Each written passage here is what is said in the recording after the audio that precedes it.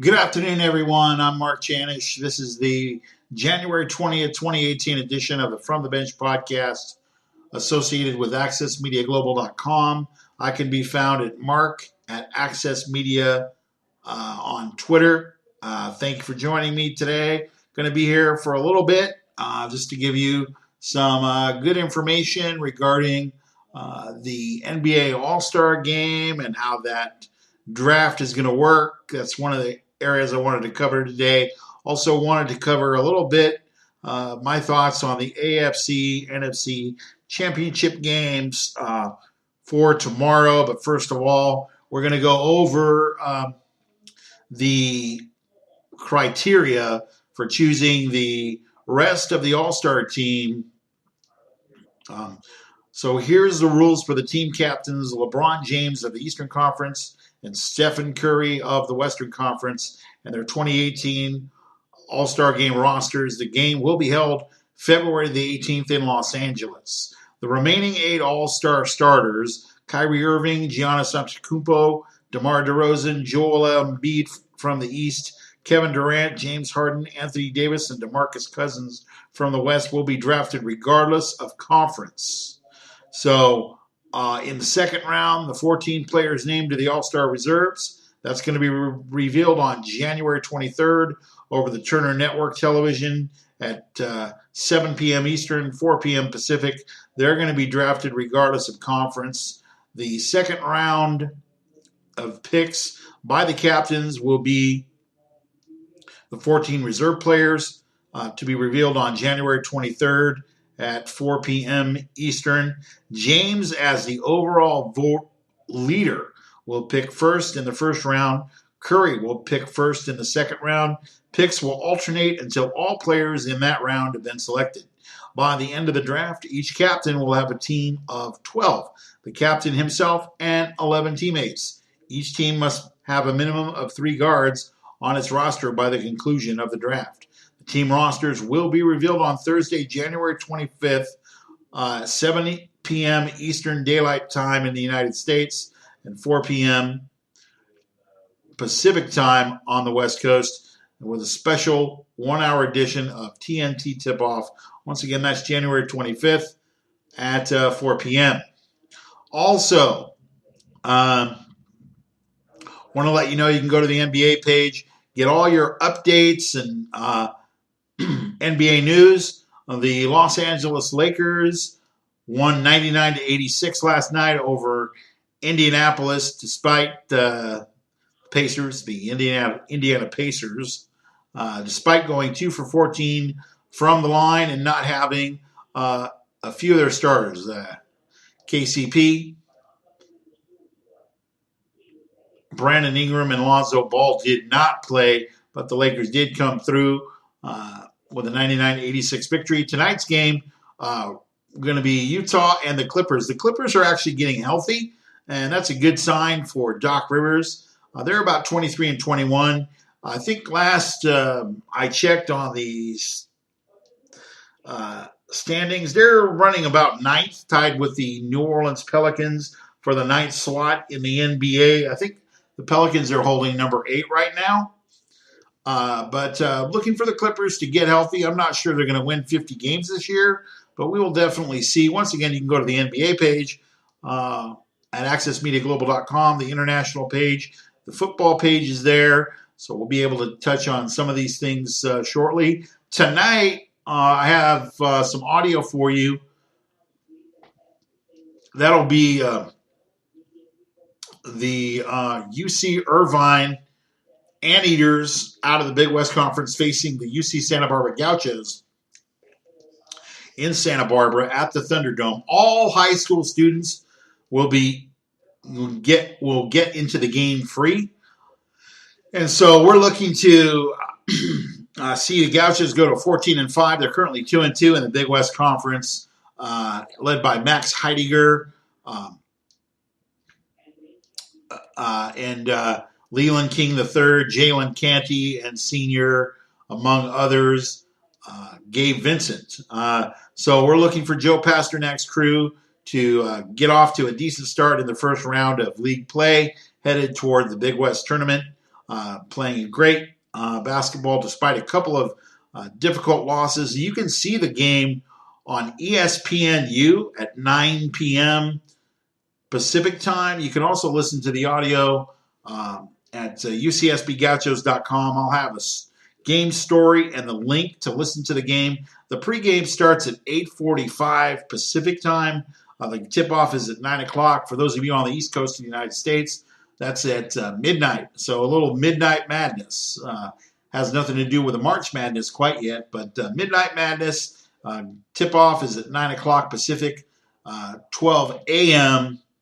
East Coast time on in the Eastern time zone of the United States and, of course, around the world. I want to thank those of you listening in Canada, those of you listening in the United States, those of you listening in Peru, China, and the Philippines. The soccer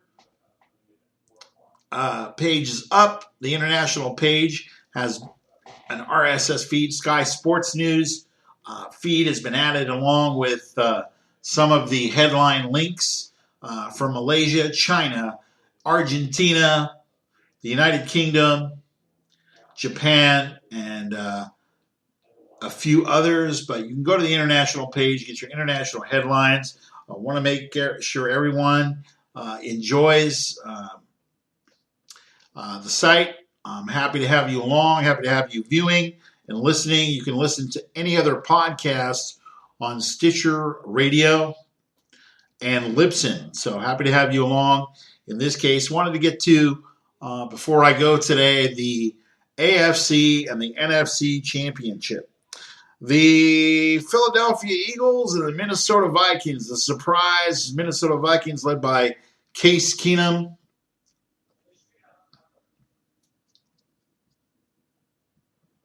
have ascended to being one game away from the Super Bowl. Remember, Super Bowl 51 is being hosted in Minnesota, February 4th, 2018, 3:30 Pacific time, 6:30 on the East Coast, February 4th, 2018.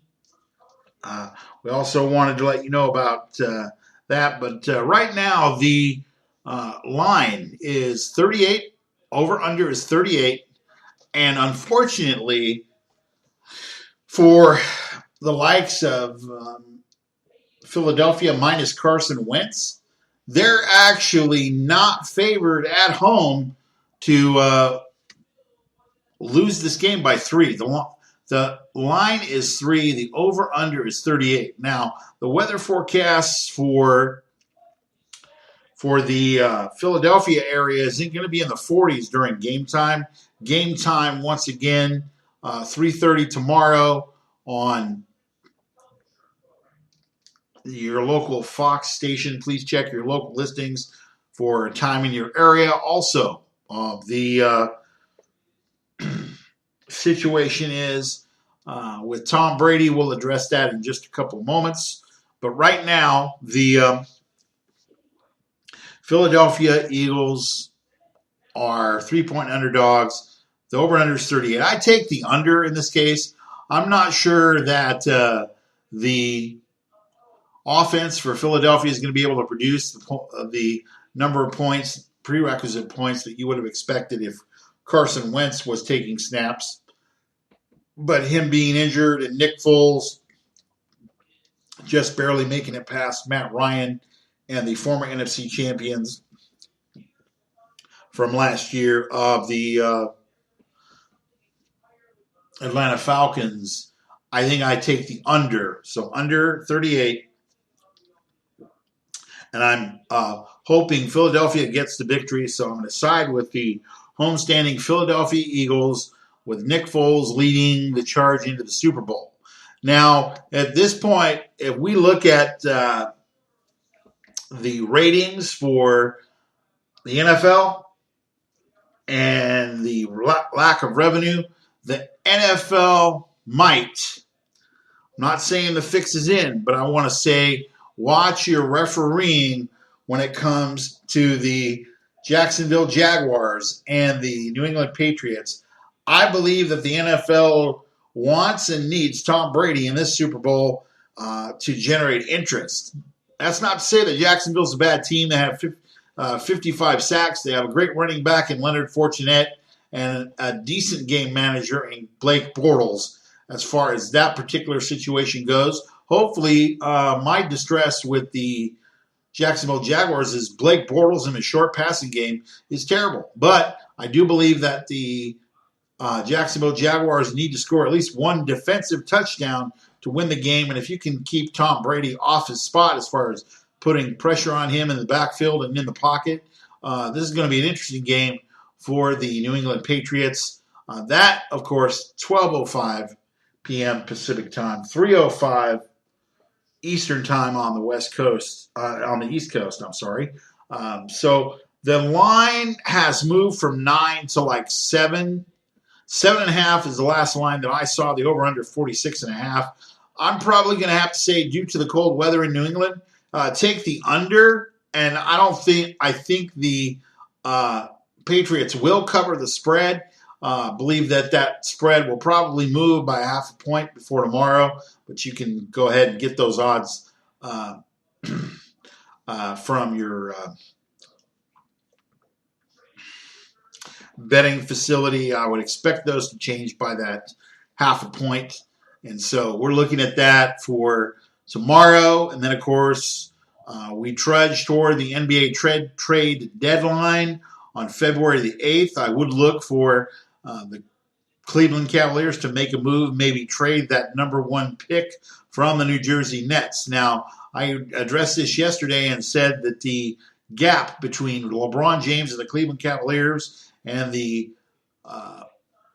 Golden State Warriors is definitely widening, but I'm not sure that based on the way things are going in Cleveland right now, that LeBron James, number 1, wants to stay with the current crew that he has in Cleveland. I think he's just a player or two short, and that's notwithstanding Kevin Love's participation or non-participation in the offense. So I'm going to be coming back next week, probably Monday, with another podcast, but wanted to get this weekend podcast up. I'm going to have the UC Santa Barbara, UC Irvine game audio up in just a few moments after the podcast is done and put up. You can listen to the podcast at accessmediaglobal.com. You can also go to Stitcher or listen to this episode or any other previous episode. I want to say thank you to all of you listening and viewing across the digital divide in the United States and around the world. We'll be here back Monday talking some Super Bowl participation and who we think might win. And we're going to continue to focus on some basketball. I'm probably going to have another look at the collegeinsider.com poll, the local mid-major, and the mid-majors poll. Also, with the recent losses in the college ranks, we're going to see who ascends to the number 1 slot and the number 1 ranking in college NCAA basketball. You can go to the football page. If you go to the football page, you have the Power 5 conferences, you have the NCAA site link, and you have the NAIA link as well. So if you're into all that, that's under Mark's favorite college sites. And we have the Harvard Sports Analytics. That's a website that is very, very informative on an analytics basis from the Harvard Sports Analytics team at Harvard University. And so if you want to look at some of that stuff, you're welcome to do that. That's up there for you. Even if I don't post it or talk about it, it's going to be there for you. The remodel of the website is essentially done for right now, and it will stay where it is. We're hoping to get some good international coverage based on the Olympics in Pyeongchang. That begins on February the 8th to the 25th of February. And, of course, the World Cup, Russia 2018. And I'll be talking about in a future podcast my need for a new team. The U.S. men's national soccer team has not performed well. They did not qualify for Russia 2018. But I wanted to go ahead and look at some criteria possibly for a new team. All this at accessmediaglobal.com. for the From the Bench podcast for January 20th, 2018. I'm Mark Janish, your host. We'll be back next week, probably Monday, with some more sports thoughts, analysis, and opinion. You have a great afternoon and a great evening, whatever time zone you're listening to this in. I want to say thank you to everybody who's tuned in, and God bless you, God keep you, and best to our neighbors down the 101 in Montecito. The Highway 101 is slated to reopen on Monday. I think that might be a little bit optimistic, but they are making progress. They also have to inspect the highway for the 95,000 vehicle per day traffic. We also want to remember those prayerfully, the 20 victims of the Montecito mudslides, and there are still 3 people missing. So we're slowly recovering in Southern California. Just got to get a couple of freeways and some alternate routes open, and everything will be back to normal. For AccessMediaGlobal.com, I'm your host, creator and founder of AccessMediaGlobal.com, Mark Janish, wishing you a very pleasant good day for January 20th, 2018. This has been the From the Bench podcast. Have a great day, everyone.